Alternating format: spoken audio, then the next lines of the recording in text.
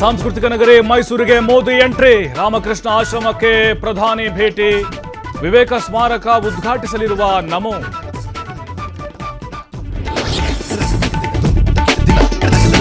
ಕೊಡಗಿನಲ್ಲಿ ಮುಂದುವರೆದ ವರುಣಾರ್ಭಟ, ಮನೆಯ ಮುಂಭಾಗದ ತಡೆಗೋಡೆ ಏಕಾಏಕಿ ಕುಸಿತ, ಮಡಿಕೇರಿಯ ಸುಬ್ರಹ್ಮಣ್ಯ ನಗರದಲ್ಲಿ ಘಟನೆ.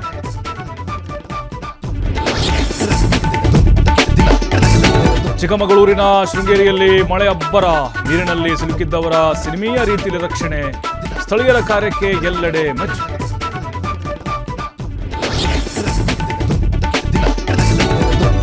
ಮಲೆನಾಡು ಭಾಗದಲ್ಲಿ ಮುಂದುವರೆದ ವರುಣಾರ್ಭಟ, ಮಳೆ ಅಬ್ಬರಕ್ಕೆ ಹಾವೇರಿಯಲ್ಲಿ ನದಿಗಳು ಭರ್ತಿ, ದಕ್ಷಿಣ ಕನ್ನಡ ಜಿಲ್ಲೆಯಲ್ಲಿ ಗುಡ್ಡ ಕುಸಿತ.